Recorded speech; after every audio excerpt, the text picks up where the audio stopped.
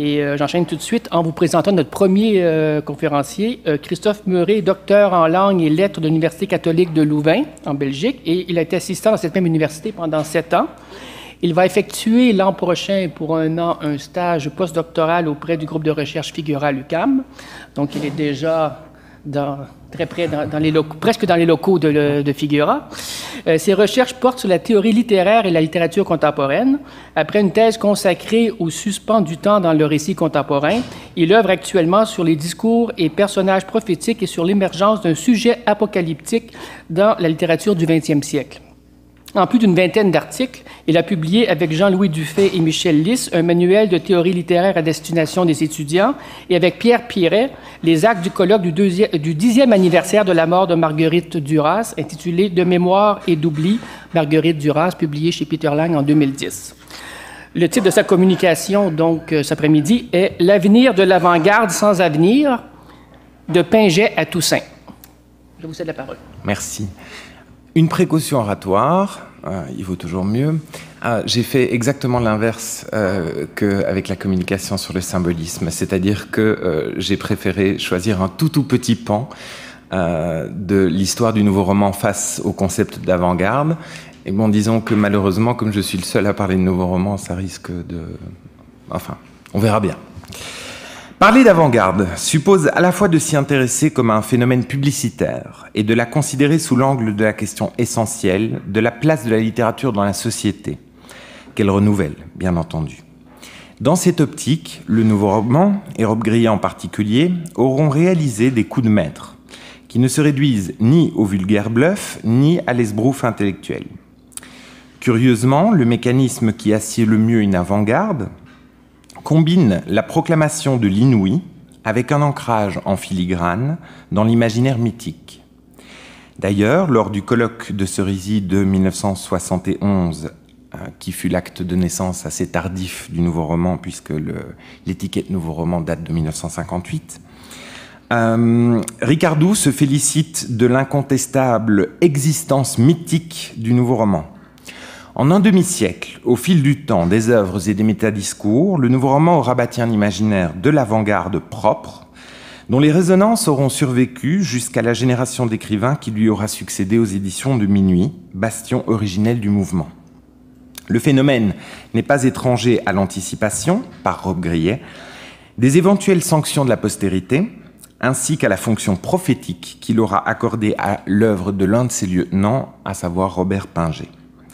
Toutefois, à ces égards, il convient d'éclaircir quelque peu quelques contradictions apparentes qui surgissent tout au long de l'histoire du mouvement, afin de parvenir dans un deuxième temps à envisager l'avenir de l'histoire de cette avant-garde. Contrairement à l'avant-garde surréaliste, le groupe étiqueté Nouveau Roman n'a jamais voulu prétendre à l'unité. Certes, des traits rapprochent les auteurs, qui relèvent cependant davantage d'une contestation des moyens romanesques, dits classiques, les moyens à la Balzac, que d'une communauté de moyens ou de fins. Toutefois, l'on ne peut contester l'existence d'un groupe autour de Rob Grillet. Pour celui-ci, qui se trouve dans cette position assez particulière, position quadruple d'écrivain avant-gardiste, de chef de file autoproclamé, de théoricien, mais aussi de lecteur aux éditions de Minuit. Donc pour lui, il importait que le mouvement fît résonner les cordes sensibles qui avaient projeté Dada ou le surréalisme sur le devant de la scène littéraire parisienne. Je le cite, « En gros, nous étions illisibles, mais on en parlait, et cela a été la grande réussite du nouveau roman. » Il est bien connu que les écrits ou les déclarations de type manifestaire d'un mouvement d'avant-garde tendent à rejeter ce qui s'est fait par le passé pour prescrire les règles de la création de l'avenir. Or, Rob Grillet désire sur ce point se distinguer des avant-gardes qui l'ont précédé. En tant que leader jaloux, Rob Grillet manifeste très tôt la volonté de dépasser le paradoxe, qui veut que toute avant-garde finisse toujours par être neutralisée et récupérée par le conformisme de la doxa, suivant en ceci d'ailleurs la position de Barthes, qui aura d'ailleurs joué un très grand rôle dans l'établissement du nouveau roman en tant qu'avant-garde. Pour Rob Grillet, l'avant-garde est un terme propre au vocabulaire de l'arrière-garde. C'est ce qu'il dit dans un de ses premiers articles. Je le cite. « Dès qu'une aventureuse théorie, affirmée dans la passion du combat, est devenue dogme, Elle perd aussitôt son charme et sa violence, et du même coup son efficacité. Elle cesse d'être ferment de liberté, de découverte. Elle apporte sagement, étourdiment, une pierre de plus à l'ordre établi. Pourtant, le classement dans l'avant-garde va servir le projet néo-romanesque. Robbe-Grillet a beau dénoncer l'aspect militaire, a beau en dénoncer l'aspect militaire, le terme d'avant-garde demeure en filigrane de son discours, constamment teinté d'un lexique rappelant la révolution permanente envisagée par les épigones trotskistes. Combat, violence, terrorisme, etc. C'est vraiment le vocabulaire grilletien par excellence. Le plus souvent, le vocabulaire religieux et ou mystique est, sous la plume ou dans la bouche du même Robbe-Grillet, clairement associé au lexique révolutionnaire d'extrême gauche. Je le cite. L'effet de groupe a aussitôt joué. Nous avancions comme un bataillon de mécréants et de terroristes, nous étions des réprouvés, mais l'on sentait que la révolution brûlait dans nos cœurs. Non pas la révolution sociale de l'engagement sartrien, mais la transformation radicale des textes qui sont le tissu de notre vie. Le paradoxe qui voudrait opposer la rhétorique politique et religieuse au refus catégorique de donner dans le politique ou dans la religion est parfaitement assumé par l'auteur des Gommes, bien entendu. L'exemple le plus marquant, et sans doute le plus significatif du phénomène, réside dans le traitement de faveur que Robbe-Grillet a toujours appliqué envers l'un de ses compagnons hérétiques et mécréants, à savoir Robert Pinget. De son côté, Pinget développera également un discours sur l'avant-garde, timidement, mais railleusement, parce qu'il trouve le mot dangereux, selon ses propres termes. Dans Monsieur Songe, qui ne paraît que dans les années 80, mais qui a paru en revue dès le tout début des années 70, c'est-à-dire à peu près au même moment que le colloque de Cerisy, etc., Pinget parodie les avant-gardes, dont les théories le font frémir, en parlant par exemple d'une, et vous allez reconnaître Dali derrière, je cite, « association d'intellectuels pour la lecture névrotico-analytique ». Ces personnages, qui sont tous un peu écrivains, confrontent ainsi parfois leur point de vue sur la littérature. L'écrivain leur attribue des portions de sa propre expérience. Il faut savoir que M. Songe est largement autobiographique. Donc des portions de sa propre expérience, portions paradoxales et incompossibles. Alors je le cite un petit peu longuement, mais ça vaut le coup à mon avis. Je veux dire, reprend la Lorpailleur, que la spontanéité a été aujourd'hui stigmatisée comme bourgeoise, et ce n'est que justice. Savez-vous que la nouvelle critique ne laisse rien subsister des valeurs anciennes? J'ai eu du mal, je l'avoue, à m'y faire, mais le pli une fois pris, vous n'avez pas idée de l'intérêt que suscite cette science moderne. Ma retraite me laisse le loisir de collaborer à une revue où j'insère, sporadiquement, les fragments d'une fiction théorique à laquelle je travaille et où je prends nettement position contre les affirmations néogrammériennes et autres antiquités. Et la voilà partie dans un exposé où il n'est question pêle-mêle que de signifiants, de signifiés, de référents, de métaphores, métonymies, morphèmes, phonèmes, syntagmes, algorithmes, mise en abîme, métalangage, connotation, structuralité, sémanticité, poéticité. Puis, avec un faux sourire, elle demande à M. Songe s'il taquine toujours la muse. Il rougit et répond que non. Il aurait même eu honte d'avouer qu'il rédigeait encore son journal, car ce doit être un genre bien périmé. Ah, ces femmes, pense-t-il, n'ont pas fini de nous étonner, toujours à l'avant-garde du progrès. Et il est sur le point de mettre ses notes au feu. Pinget, comme M. Songe, son double littéraire, ne se sent pas du tout d'avant-garde et ne parvient pas à pénétrer les finesses et autres arguties théoriques développées par ses coreligionnaires. Puisque pour lui, inspiration et irrationnel sont les mots-clés de la création artistique, la conscience de l'avant-garde lui semble brimer la liberté créatrice au point de donner envie de tout abandonner. L'inspiration pour guide, l'irrationnel, la muse, notion périmée selon le mot de Robbe-Grillet. Sauf que ce dernier encourage vivement Pinget dans la voie qu'il a choisie, en dépit de l'effet de contre-courant que génèrent les vues de l'auteur de quelqu'un. Outre l'amitié qu'il lui porte, qu'on pourrait prendre pour la principale raison de ce sauvetage de Pinget par rapport à son propre discours, Robbe-Grillet a vu en Pinget un moyen d'alimenter le mythe du nouveau roman, nécessaire à le maintenir comme force d'avant-garde. Mieux, l'auteur de Pour un nouveau roman développera une rhétorique d'ordre prophétique à l'endroit de Pinget, rétablissant en un sens le mythe du génie inspiré qu'il avait d'abord renié dans un de ses tout premiers articles. Durant 50 ans, Robbe-Grillet va user à l'envi de cette rhétorique, à propos notamment de Mahut ou Le Matériau, le premier roman de Pinget, roman qu'il qualifie à plusieurs reprises de prémonitoire. S'avançant plus loin dans cette voie, Robbe-Grillet classe ce roman comme non le parangon de ce qu'est le nouveau roman, mais comme une œuvre anticipant l'avenir même du nouveau roman. Je le cite. « Dès le premier livre que j'ai lu de lui, Mahut ou Le Matériau, j'ai eu une sorte de choc et la prémonition de ce que serait aujourd'hui le nouveau roman. Si le roman du Suisse, Pinget est suisse, je ne sais pas si je l'ai dit, était prémonitoire, cette qualité contamine le lecteur qu'est Robbe-Grillet, qui peut désormais se targuer de connaître les strates mystérieuses de l'avenir. Alors que Pinget clôt son exposé lors du colloque de Cerisy, il commet l'inévitable maladresse d'être lui-même et de parler d'actes d'amour de la création, d'essence de la vie et autres fadaises métaphysiques réfutées par la plupart des néoromanciers.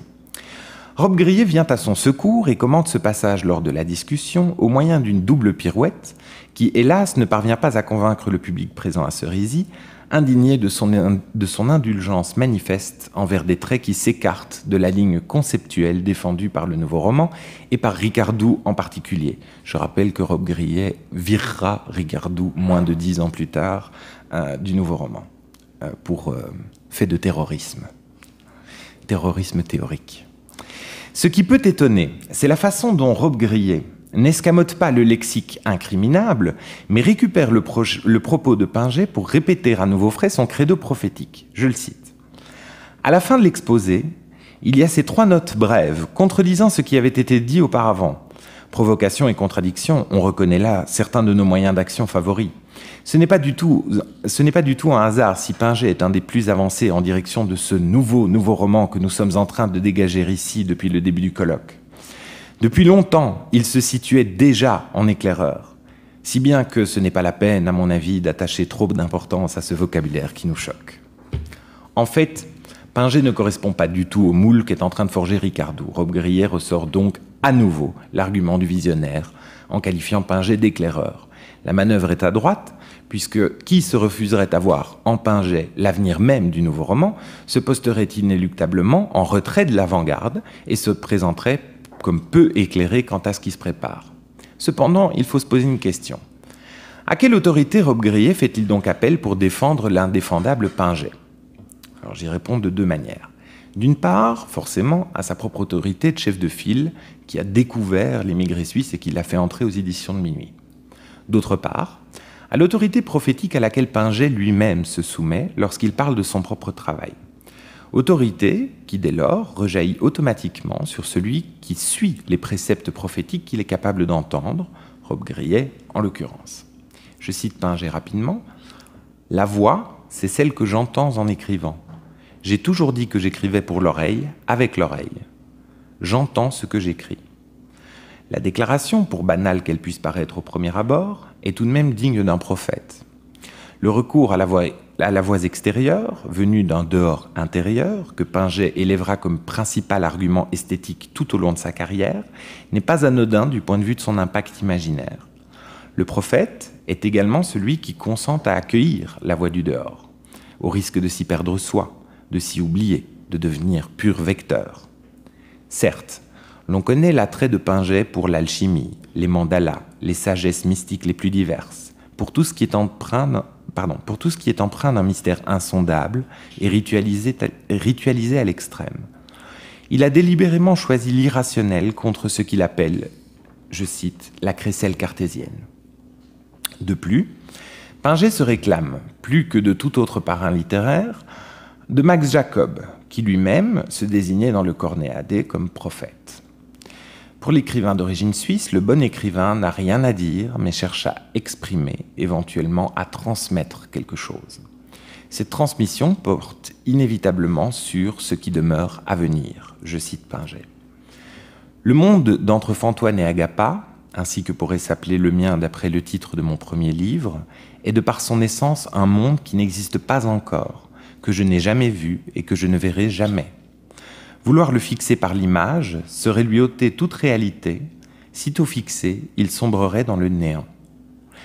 Cette perception anticipatrice d'un futur qui toujours échappe à la représentation entre d'ailleurs dans les principales caractéristiques du travail d'écrivain de Pinget, comme il s'en explique abondamment à Cerisy. Je le cite à nouveau. En ce qui concerne mes livres, je me suis aperçu que le futur y régit le passé. Ce n'est pas un paradoxe. Le fait de me lancer à l'aventure, sans but que de découvrir en écrivant celui que je me propose, c'est choisir de ne compter que sur l'avenir, sur le futur qui est le temps de la découverte. Ce futur, enfin, disparaît à la dernière page pour ne laisser place qu'à un passé plus mystificateur que celui du récit classique, mais qui, né d'autre façon, dispose peut-être d'autres pouvoirs plus étendus, par là plus aptes à servir l'œuvre d'art. Comment traiter une prophétie de son propre aveu mystificatrice, et surtout comment comprendre l'attrait essentiel que conçoit Robbe-Grillet à son égard? Selon Blanchot, dans une section du livre à venir que l'auteur des Gommes n'a pu manquer de lire, notamment parce qu'elle date de l'époque où Robbe-Grillet produit ses propres théories, mais aussi parce que le livre à venir propulse le nouveau roman sur le devant de la scène. Je le cite, « La parole prophétique annonce un impossible avenir, ou fait de l'avenir qu'elle annonce, et parce qu'elle l'annonce, quelque chose d'impossible, qu'on ne saurait vivre, et qui doit bouleverser toutes les données sûres de l'existence. » C'est en ceci que Blanchot affirme que les prophètes sont les véritables garants de la mesure de l'histoire. Plusieurs entretiens et témoignages des deux écrivains, Pinget et Robbe-Grillet, confirment que l'ambition de Pinget se situait du côté du livre raté. Plutôt que d'éloigner Pinget de la destinée prophétique que lui attribuait Robbe-Grillet, ce constat d'échec à l'œuvre chez l'écrivain suisse en renforce la pertinence. La prophétie pingétienne n'est en rien omnisciente, mais se profile davantage comme une prophétie boiteuse, qui affirme ses propres défauts et ses propres ratages dans sa mystification même. Mettant en scène ses propres errances, c'est par-dessus tout l'échec de toute tentative de progrès, l'inévitable enlisement de tout avenir qu'illustre Pinget. La question de l'art pour l'art, qui fut reprochée à peu près toutes les avant-gardes, et même aux mouvements littéraires ou artistiques qui les ont précédés, n'est plus de mise dans un monde d'après les camps, d'après la bombe. Comment opposer la futilité de l'art à la gravité de la situation mondiale après 1945, date à laquelle commencent à écrire tous les tenants du nouveau roman? En étant point futile, certes, mais la solution a déjà été proposée par Sartre, qui, esthétiquement parlant, je vais peut-être en choquer certains, est on ne peut plus décevant. Le contenu de savoir de la prophétie de l'écrivain nouveau, du néo-romancier autoproclamé, se résume à un non-savoir ou à une reconnaissance de la limitation de son savoir. Et c'est en ce sens que l'on peut comprendre le projet pingétien et par voie de conséquence le poids du projet que Robbe-Grillet faisait porter sur les épaules de Pinget. À savoir, une littérature qui demeurerait vivante parce qu'elle ne pourrait jamais se laisser figer par l'interprétation, à l'instar d'un discours prophétique. Le discours tourné vers l'avenir, prophétique, doit impérativement annoncer cet avenir sans avenir. Pour ce faire, il ne peut recourir aux symboles qui ferment la signification. Je cite un entretien de Pinget avec Jean Roudot. Jean Roudot lui demande « Vous concevez la littérature comme une suite d'interprétations ?» Pinget répond « Bien entendu. J'en ai pris conscience assez rapidement. La fascination de l'infinité des possibles qui se complètent ou s'excluent les uns les autres. Le champ illimité des variations dans l'interprétation d'un fait. Le plaisir de savoir d'avance que ce qu'on dit n'est jamais dit, puisqu'on peut le dire autrement. Il s'agit donc de produire une littérature qui échappe aux symboles, autant qu'elle échappe aux règles classiques de composition. Une littérature intégralement tournée non vers son interprétation future, mais vers l'énigme qu'elle laisserait délibérément ouverte, impossible à déchiffrer comme les marmonnements de la Sibylle. Tout comme Monsieur Songe, je cite, interrogeait la Sibylle pour savoir ce qu'elle ne pouvait lui dire. Et je me permets de conclure sur la postérité du nouveau roman. En tout cas aux éditions de Minuit. À partir du nouveau roman, certaines valeurs défendues par les avant-gardes antérieures sont renversées. La place positive de l'être humain dans le monde, une certaine vision de l'homme nouveau finalement, n'est plus acceptable. Le savoir positif conduit immanquablement à l'échec, tandis que la conscience prophétique du ratage rouvre les possibilités d'avenir par les voies d'une interprétation interminable.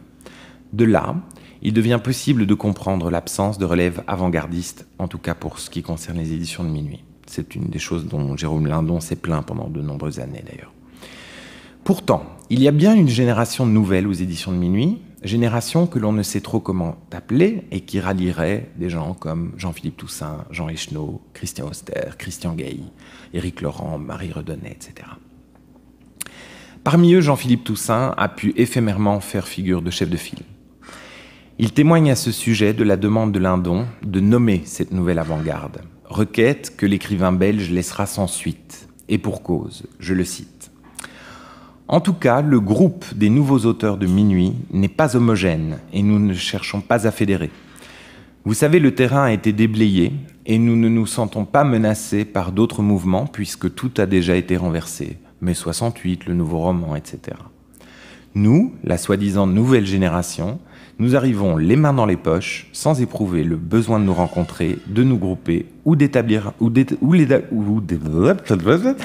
d'élaborer un manifeste. Rob Grillet donnait des cours sur l'appareil photo de Jean-Philippe Toussaint, qu'il considérait comme l'un des plus grands livres de son époque.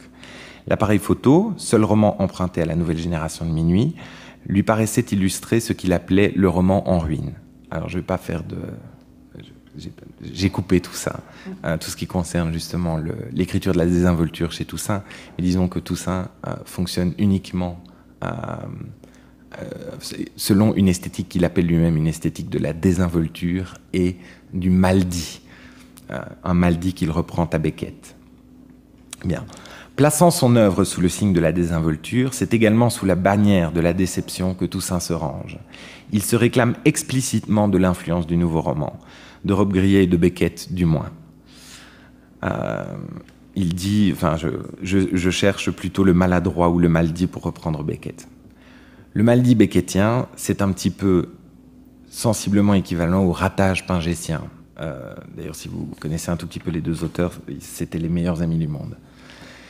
D'aucuns, comme Lionel Ruffel, en appellent aux quatre fins qui marquent cette génération, donc la génération d'après 75-80. Fin des idéologies, fin de l'histoire, fin de la modernité et aussi fin des avant-gardes. Autrement dit, le destin de l'avant-garde néo-romanesque aurait été récupéré par l'idéologie dominante comme le craignait Rob Grillet. À moins de penser le contraire et de mettre l'absence d'avant-garde de la nouvelle génération sur le compte de la révolution permanente à laquelle aspirait Rob Grillet. Je ne trancherai pas. Je cite Benoît Denis. C'est en tout cas dans le sillage de Barthes le sens du travail de bien des auteurs qui écrivent aujourd'hui sous le coup des grandes déceptions idéologiques de l'ère post-révolutionnaire et qui ont choisi de dire avec modestie que la littérature n'a pas toujours de certitude à délivrer, mais seulement des questions à poser, que l'engagement est toujours manqué, mais que c'est ainsi qu'il passe au plus près de la vérité. La question demeure ouverte, comme l'est l'avenir pingétien, ouverte sur une minuscule inflexion qui remet tout en question. Robert Pinget aura servi de levier au nouveau roman, entre arguments publicitaires et instruments de rénovation de la place de la littérature dans le social. Comme tous les leviers, on se souvient peu de lui alors qu'on se souvient abondamment de celui qui en a fait l'usage, Rob Grillet, et du résultat obtenu.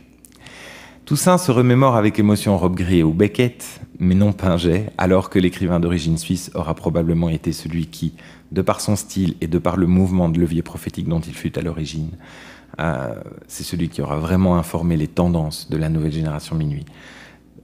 Ça réclame une étude d'ailleurs, mais je me sens apte à le démontrer en tout cas.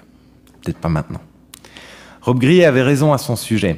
Il représentait bel et bien le nouveau roman. Le projet Toussaintien en est la preuve patente.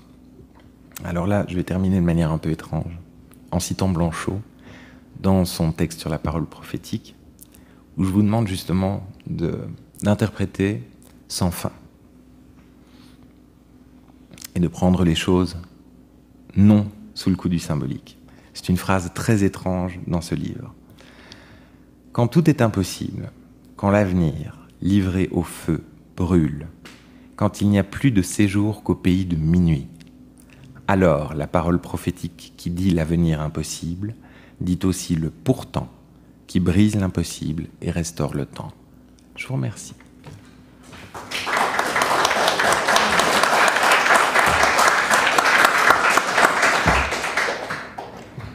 Merci Christophe Meuret pour cette belle communication livrée dans les temps impartis. Je n'ai pas eu à glisser, j'étais prêt, je me préparais avec ma petite feuille, mais bon, j'ai pas eu besoin de le faire. Écoutez, je pense que ce qui frappe le plus, c'est le rapport ambigu entre le nouveau roman, le nouveau roman et maintenant peut-être même le nouveau roman. On n'en finit plus avec les générations minuit et l'avant-garde, un rapport quand même ambigu. Et je crois aussi que vous mettez bien en lumière le rôle, la place paradoxale de Pinget dans cette histoire qui est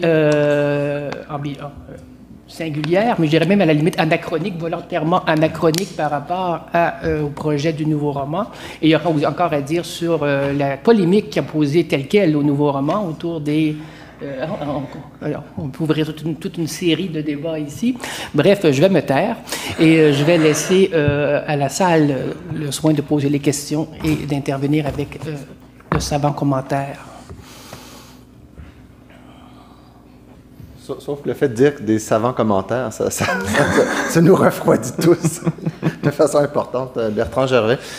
Juste une question sur l'idée du livre raté qui est au cœur, je crois, quand même de l'esthétique et de la poétique de Pinget. Je me demandais jusqu'à quel point on ne pourrait pas prendre tout le nouveau roman comme étant un développement sur l'idée du livre raté, du roman qui ne décolle pas, qui s'arrête, qui est allé nulle part, qui reste cantonné dans l'anecdotique et le presque rien. Donc, jusqu'à quel point on pourrait développer une poétique du roman raté, du livre raté, plutôt que d'avoir à ajouter les nouveaux après les nouveaux après les nouveaux, et qui nous amène en fait vers du vieux de plus en plus.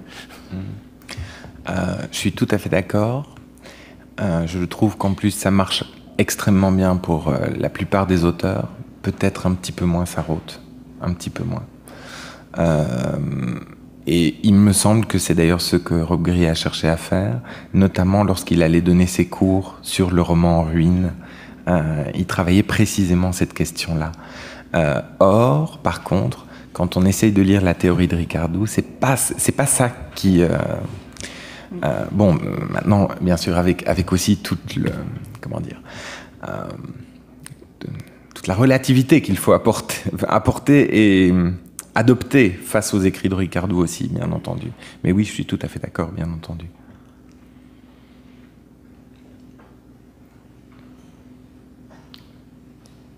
Autre question, commentaire? Oui, André Aubert-Roubert. Vous avez à quelques reprises insisté sur l'origine de Pinget, ensuite sur l'origine aussi de Jean-Philippe Toussaint. Oui. Donc, je reprends un petit peu notre idée initiale, le début de notre colloque, et je me demande si le renouvellement des avant-gardes ne peut pas se faire plus facilement ou autrement lorsqu'on a un regard biaisé qu'on porte sur ce qui se fait déjà d'habitude, et qu'ensuite le centre, même si Henri Béard ne va pas aimer cette dichotomie que je suis en train d'écrire entre le centre et la périphérie, le centre récupère ce renouvellement à l'origine de laquelle se trouve Pinget, par exemple, dans notre cas d'étude.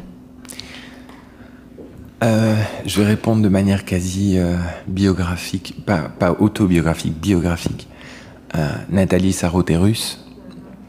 Alain Robbe-Grillet, brestois, il est quand même breton, il est breton. Et en plus, il a vécu de très nombreuses années hors de France, quand il était ingénieur agronome, où il s'occupait des bananiers. Claude Simon est né à Madagascar, lui n'y est pas resté par contre. Et même dans les gens qui gravitent autour du nouveau roman, que Robbe-Grillet a toujours justement fermement associé au nouveau roman, à savoir Duras forcément, et Claude Simon, et Beckett. Beckett, évidemment, j'ai pas à le dire, et Duras, voilà, la Cochinchine. Donc, c'est bien possible. Mais là aussi, je vais m'abstenir de trancher, je crois. Comment ? Ils sont tous périphériques. J'aimerais quand même revenir très brièvement sur la polémique entre tel quel et le nouveau roman, entre Robbe-Grillet et Solers en particulier, mais au-delà de ça, entre deux façons de concevoir le roman, parce qu'il me semble qu'on a toujours un malaise à parler d'avant-garde avec le roman. On en parle avec la poésie facilement, avec la peinture, la musique, avec le théâtre, mais quand on arrive avec le roman, à cause de la lisibilité qu'on attend du roman, malgré tout, un roman de Rob Grier, ça se lit relativement bien. Alors que chez Tel Quel, il y avait la volonté vraiment de poser une avant-garde, de faire un roman sans ponctuation, par exemple, complètement déconstruit. Ricardo s'est trouvé plus de ce côté-là, finalement, que du côté du nouveau roman. Et donc, s'il y a une avant-garde dans le roman qui s'est revendiquée comme avant-garde, là, de façon presque effrontée, si on peut dire, c'est bien l'aventure telle qu'elle. Donc, j'aimerais ça vous entendre un peu sur brièvement. Alors, c'est une question énorme et qu'en plus, je n'ai jamais travaillé parce que j'ai jamais travaillé sur Tel Quel. Toutefois, qu'en dire? Qu'en dire? En fait, je crois que c'est aussi un problème lié aux couches d'avant-garde qui est très propre à la seconde moitié du XXe siècle. C'est comme si, par tranche de 7-8 écrivains, il fallait créer un nouveau mouvement. Enfin, c'est une impression que j'ai, peut-être un peu naïve et ridicule, mais je ne suis pas sûr qu'il n'y ait pas davantage, même s'il y a eu la rupture avec Ricardo et Ricardo qui a rejoint Tel Quel, etc., je ne suis pas sûr qu'il y ait tant de différences que ça entre le nouveau roman et Tel Quel. Je crois que ce sont surtout des discours, des métadiscours qui ont énormément joué. D'ailleurs, Rob Grier, pendant très longtemps, a considéré que tous les premiers romans de Solers faisaient partie du nouveau roman. Il a décroché à partir de Loi, Drame, voilà. Je pense que c'est les romans... Mais il a décroché, ça ne veut pas dire qu'il... Rob Grier a toujours eu un discours ambigu, hein, oui. à tous les niveaux et à tout propos. Et envers Solers en particulier. C'est comme le discours de Duras, d'ailleurs, envers Solers. Je le déteste, mais en même temps, je le vois tout le temps. C'est vrai, ça fonctionnait comme ça. Il se haïssait dans le métadiscours. Mais dans la réalité des faits, il se voyait régulièrement. Merci. Est-ce qu'il y a d'autres questions, d'autres commentaires? Non? Alors, je remets... Oh, je pense qu'il me fait une dernière. Oui, absolument, sinon on ne prend pas la question. Alors, je suis Mathilde Baraban, j'ai l'impression de... d'être toute petite. C'était davantage une remarque par rapport aux appellations de nouveaux romans. Je crois que pour la génération de Toussaint, on avait essayé de lancer aussi cette espèce d'idée d'un nouveau groupe, mais je ne sais pas si ce qui a eu le plus de succès, c'était moins le nouveau roman que d'autres termes qui étaient inventés encore par les éditeurs, qui essayaient certainement de faire un nouveau coup de force éditorial, et comme ça de faire apparaître sur la scène médiatique un groupe d'auteurs. Et alors ils avaient tenté plusieurs appellations, et il y a eu notamment Les Impassibles, qui avaient quand même eu un petit peu de succès, et puis je me souviens même de présentations où on nous montrait comme ça, avec cette espèce de constellation, les petites étoiles de minuit, et puis on avait Toussaint, Gailly et Schnoz aussi, qui faisaient partie de ces Impassibles, et il y avait marqué les auteurs impassibles, c'est comme ça qu'on les vendait. On a essayé aussi les minimalistes. Alors ça a quand même un peu mieux marché, la critique universitaire et journalistique aussi avait, disons, suivi Lindon dans ces appellations, et alors ça n'a pas vraiment fonctionné, je crois quand même aujourd'hui, c'est pas tellement resté, est-ce qu'on continue de les appeler comme ça? J'ai l'impression que non, alors pourquoi? C'est peut-être une bonne question, je crois que c'est lié à ce que vous disiez sur le fait que ce sont des auteurs qui n'ont pas voulu faire de manifeste ou de théorie. Alors même si les nouveaux romanciers avaient des théories qui ne se recoupaient pas forcément, au moins chacun théorisait, et donc ça lançait un effet de groupe. Peut-être que ça pourrait être une piste. Voilà. Oui, tout à fait. Et en fait, bon, c'est pour ça que j'ai quand même commencé la communication en nouant la question publicitaire à la question de la place de la littérature dans la société. Parce que Nouveau Roman, c'est Lindon et Rob Grier qui ont simplement repris un terme négatif dans la presse pour faire un coup de pub. Et c'était prévu tel quel. Et en fait, Lindon a cherché à refaire la même chose. Et tout ça en témoigne à un moment, en expliquant justement que Lindon lui a vraiment posé cette question. Voilà, comment on appelle ça? Je je sais pas, mais je crois qu'il l'a aussi demandé à Echnoz, justement. Oui, mais c'est ça, oui. Et en fait, non, tout ça l'a envoyé bouler. En lui disant, non, je vois pas, ça m'intéresse pas, etc. Et en fait, tout ça, maintenant, vient de répondre. En disant que non, minimaliste, ça lui convient pas, impassible, ça lui convient pas, il veut infinitésimaliste, maintenant. Voilà. Oui, c'est pas publicitaire du tout, par contre. mais voilà. Mais je trouve en fait que justement, moi personnellement, j'appelle ça nouvelle génération minuit. Point barre. Mais voilà, il y a en fait, à chaque discours, chaque fois le terme change, chaque fois. Donc je n'ai fait que respecter les termes de chacun.